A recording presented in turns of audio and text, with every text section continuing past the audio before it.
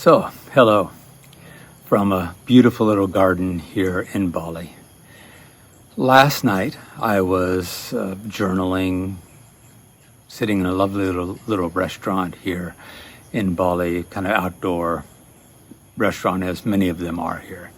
And just taking the time to enjoy a nourishing meal and to nourish my heart and my mind with journaling and just contemplating the nature of the reality of this life that I get to live. And I was visited again by a metaphor, if you will, that I want to expand upon here. And what it is it's the metaphor of coming to slowly recognize or awaken the truth of our being. And you may have often heard me speak about how initially within, let's say, a meditation, or it can be in a breath work, many different types of experiences, we might have a feeling, a glimpse, if you will, a sensation of total peace, of something that feels greater than ourselves. That's how it often will show up. And I've spoken about this as being a spark. It's an initial spark, a glimmer, if you will. And it doesn't last, as sparks don't. And then the idea being, if we keep breathing on a spark, in other words, if we keep bringing our attention, our awareness, our contemplation, our study, our intention to that spark, so breathing on a spark, it will grow into an ember. And if we keep breathing upon that ember with our attention and intention and practice and awareness and contemplation, it will turn into a flame.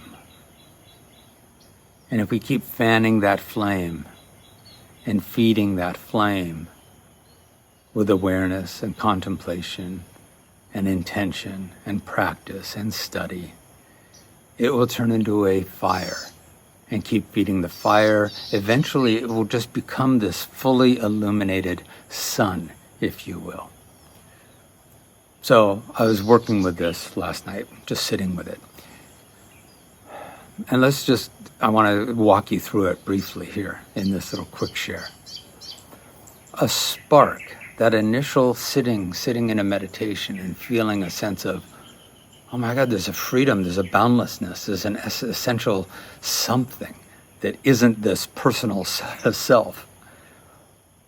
When it first flashes into awareness, usually as a sensation or a feeling or a perspective,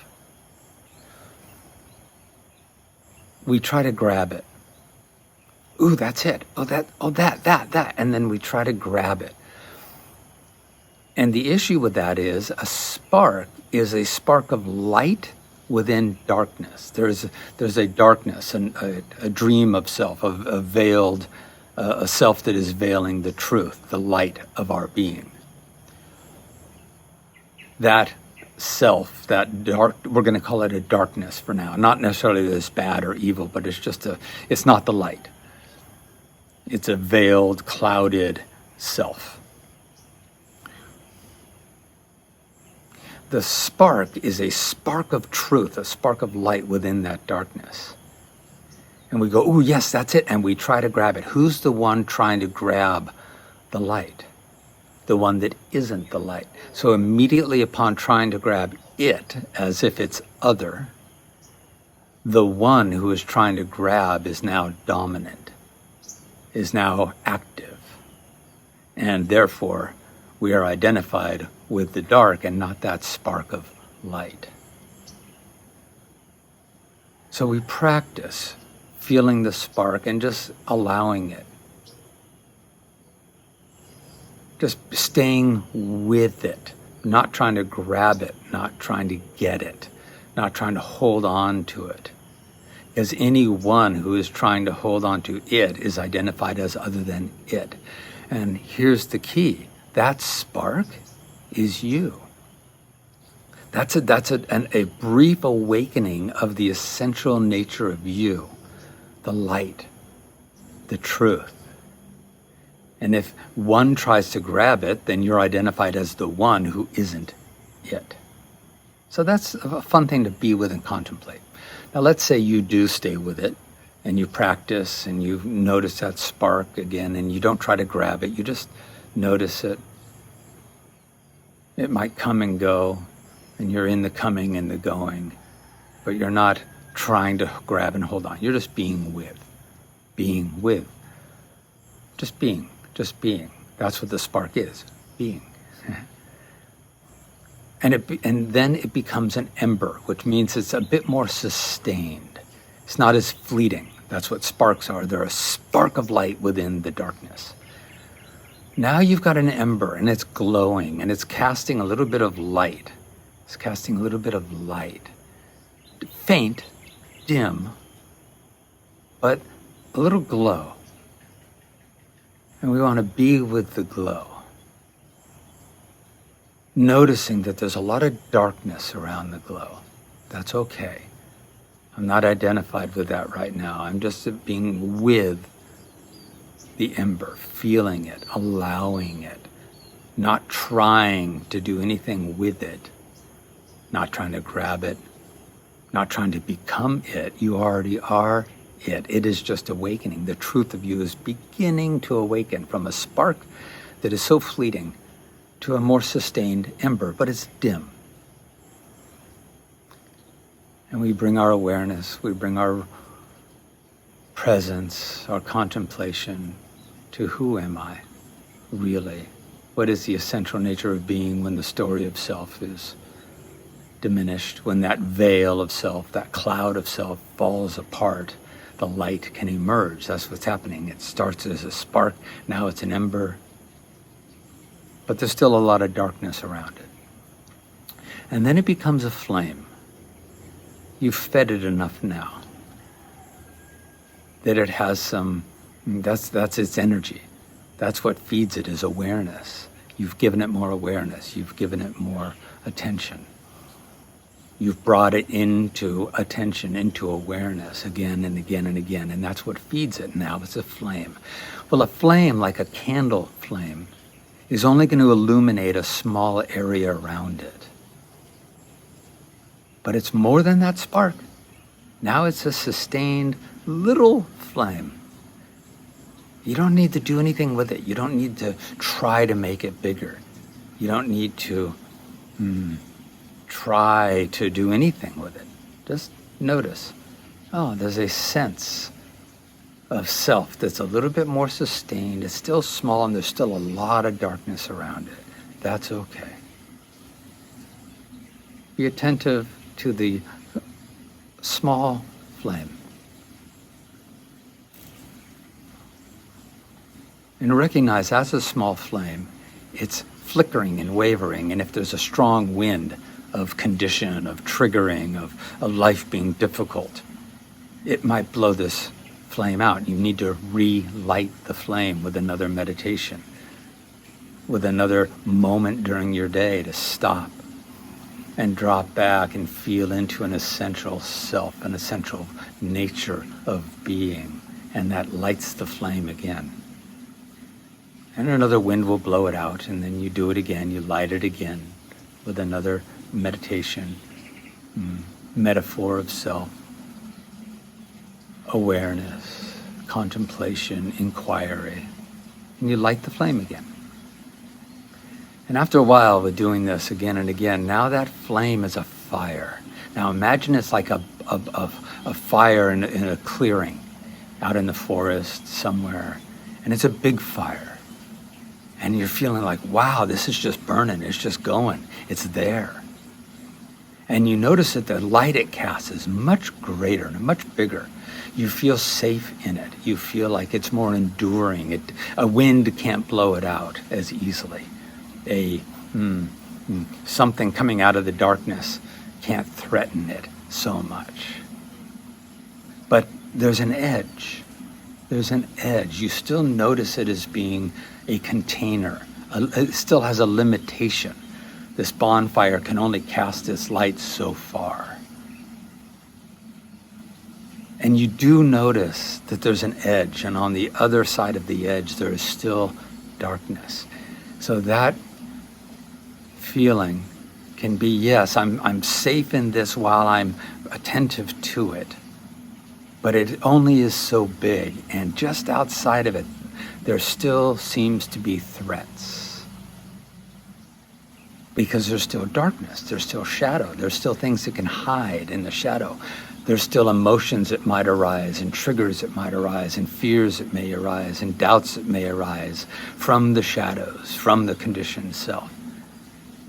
And they can still feel threatening because I can't see them. They're out there, and I don't know exactly what they're going to be, and they're still unknown. And what if they appear out of the darkness into this light? There's still a sense of being protected within the light, and we don't really need to be protected in that way because we are the light. But we still have the sense that it's a limited self that is simply bigger. Stay with it, stay with it. Keep feeding that fire with attention. Every time you bring attention, meditation, awareness, contemplation, inquiry into that fire of truth, the light of truth, the illuminated self that is illuminating, growing, revealing itself. It used to be a spark, so fleeting. Now then it became an ember, and then a flame, and now it's a fire. Keep feeding that fire with your attention, with your studies. And imagine that that fire just ends up being the sun, if you will. And what I mean by that is that we then feel that we recognize that we are that light. That light isn't something that we are in. It is the essence of life, of being, of consciousness itself. That's called enlightenment. Knowing yourself as that light. And in this metaphor, now everything is lit. Everything is illuminated. There is no more edge. There is no more light here, shadow out there. Everything is illuminated. And I am that light. I am that awareness. Everything appears within that light of awareness. There's nothing that can come out of the shadows any longer, because everything is seen. Everything is illuminated. I am unconditional loving awareness, aware of everything. Nothing can hide in the shadows anymore.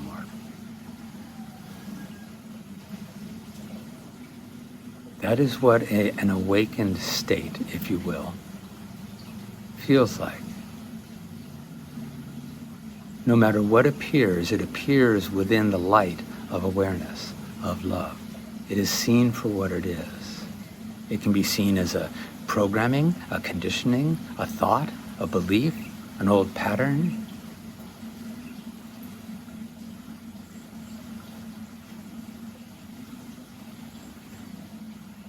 It can be seen as a seeming threat to the personal self, something that happens in life.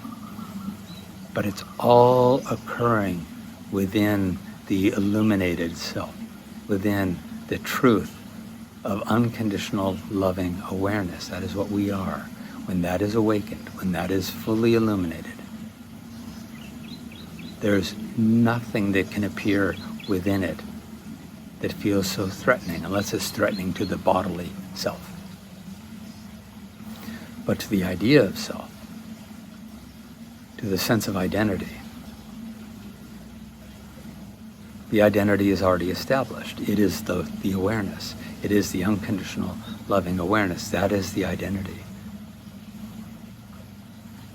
And imagine there's no more edge. There's no more fire that feels safe, but then darkness beyond. It is now, everything is illuminated.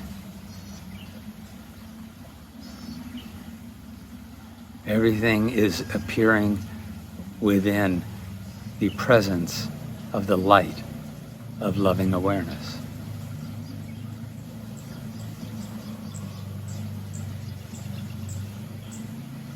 That is the self illuminated, awakened, enlightened, present.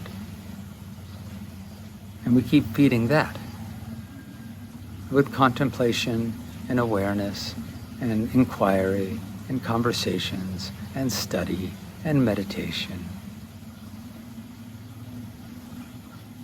And we just live then as that light that used to appear as a spark within the darkness we took ourselves to be, within the illusion we took ourselves to be. There was a spark of the truth of self. And predominantly there was the illusion of self. And then that spark turned into an ember, lightly illuminating, glowing, showing some truth within the predominant illusion of self. And then that became a candle flame that cast a small radius of truth. Oh, I am safe, I am peace, I am whole. Within a predominant darkness, a predominant illusion of self. And then that candle flame became a fire, cast like a bonfire, casting a much bigger radius that felt safer, that felt whole, that felt free, that we were free to dance in the light, to be in the light, to explore, to feel more safe in that light. But there was still an edge, there was still a dark forest out there, there was still a darkness beyond that out of that darkness, who knows what's going to come? I can't see into it. So there's who knows? There's fear there, there's doubt. But then when there's no longer an edge, there's no longer a light holding a space within the darkness, now everything is illuminated. There's only the light, within which everything is seen for what it is. And we know ourselves for what we are the beingness, just the being of awareness, the beingness of unconditional loving awareness. That is the light. That when it is awakened, illuminates everything. So hopefully this will give you some things to contemplate, to sit with, to play with.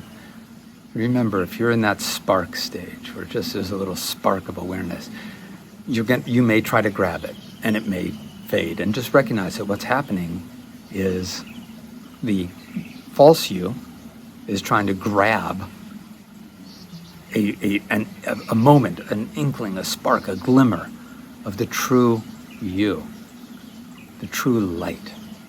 But you're identifying as the one that isn't the spark.